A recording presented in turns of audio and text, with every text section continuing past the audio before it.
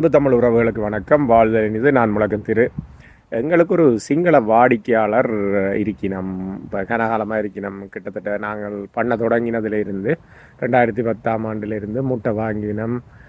கோழி இறைச்சி நாங்கள் இப்போ கிட்டடியில் முட்டை கொடுக்குறத நிப்பாட்டிட்டோம் போன வருஷத்துல இருந்து. அப்போ அவ கேட்டால் ஏன் நிப்பாட்டினீங்களான்னு நான் சொன்னேன், ஒரு புது வகையான முயற்சியில் இருக்கிறேன், அது சரி வந்தோடனே நான் சொல்கிறேன்னு சொல்லி சொன்னேன். அப்போ திரும்ப வருமான்ட்டு. அப்போ இப்போ போன கிழமை அங்கே வந்துட்டா. வந்து அதை இந்த புது முயற்சி காட்டுங்கோண்டு இப்போ இவ்வளோ காலம் ஒழிச்சு வச்சுருந்தது காட்ட போகிறேன்னு பாருங்க. அதுன்னு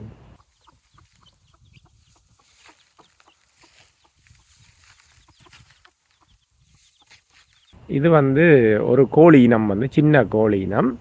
இது வந்து ஜங்கிள் ஃபவுல்னு சொல்கிற காட்டுக்கோழி இருக்குல்லோ, அதையும் எங்களோட கோழி எங்கே இருக்கக்கூடிய பேண்டம் என்று சொல்லி இருக்கக்கூடிய அந்த கோழியையும் வந்து சேர்த்து அந்த சேவலை க்ராஸ் பண்ணுறேன்னு சொல்கிறது செய்து விட்டுருக்கோம். என்ன மாதிரி என்று சொன்னால், ஏன் என்று சொல்லி சொன்னால், இது வந்து இந்த எங்களுடைய கனடா நாட்டுக்கான வெக்க, அதாவது சமரண்டா படு வெக்கையாக இருக்கும், கோடை காலம்ண்டா சரியான வெக்கையாக இருக்கும், மேரி காலம்னு சொன்னால் சரியான குளிராக இருக்கும்.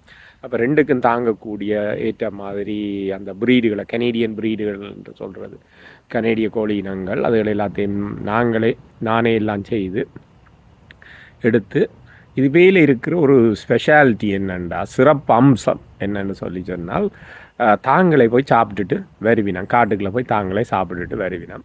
அப்போ எங்களுக்கு நிறைய பிரச்சனை என்னென்னு சொன்னால், குறக்காடு. அப்போ அங்கே வந்து மெரனா இருக்கும், ரக்கூன்ஸ்ன்னு சொல்கிற அதுகள் இருக்கும், ஃபாக்ஸ் இருக்கும், இப்படியானதில் இரவிலெல்லாம் வருவினோம். அப்போ அவையில் தாக்கு பிடிக்கக்கூடிய மாதிரியும் இருக்கணும்.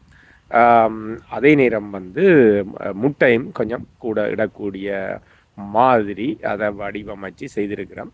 அப்போ இது வந்து கொஞ்சம் இப்போ வெள்ளை முட்டையாக தான் எடுக்குது. ஆனால் சின்ன சின்ன கோழிகள் மேலே எங்களுக்கு கழுகு இருக்குது, அந்த ஃபல்கன்னு சொல்கிற அந்த பெரிய கழுகுகள் எல்லாம் இருக்குது. அதுகளும் வந்து பெரிய கோழிகளையே தூக்கி கொண்டு போயிடும். அப்போ அதனால் நாங்கள் அவைகளுக்குன்னு தப்பி வாழக்கூடிய இனம் இருக்குது எல்லாம், அப்படியானதுகளை கண்டுபிடிச்சு வச்சிருக்கிறோம். அப்போ இவ வந்து பார்க்க வந்துட்டு அவருக்கு நல்லா பிடிச்சிது. ஆனால் முட்டை சின்ன முட்டை.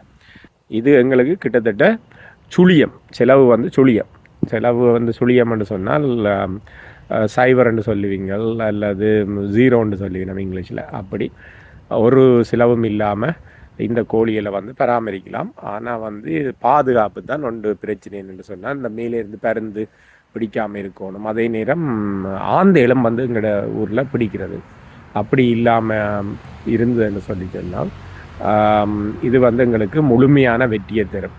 அதனால் தொடர்ந்து முயற்சித்து கொண்டே நான் இருக்கிறது. அதாவது கண்ணதாசன் தண்ட பாட்டில் சொல்ல, பறவையை கண்டான் விமானம் படைத்தான், அது மாதிரி தான் நானும் பார்த்தேன். இது என்ன இந்த காட்டுக்கோழி காட்டுக்குள்ளேயே போய் எல்லாம் சாப்பிட்டுட்டு வந்து குஞ்சோட வருதாண்டு. இந்த இனம் வந்து எங்களுக்கு நல்ல வெற்றி என்னென்னு சொல்லி சொன்னால், இப்போ குஞ்சு பொடிச்சு கொண்டு வந்திருக்குது.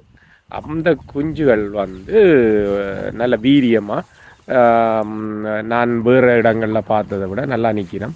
அதுதான் நீங்கள் படத்தில் பார்க்குறீங்க. அப்போ இனி எதிர்காலத்தில் வந்து முட்டை சின்னதாக இருக்கும், எங்களுக்கு வினைத்திறன் கூட இருக்கும். அப்படி உணர்ச்சி கவிஞர் காசி ஆனந்தன் ஐயா அவர்கள் சொல்லுவார், வந்து சின்ன பொருட்கள் சாமை திணை அப்படியான இதுகளில் தான் நல்ல ஊட்டம் இருக்குது.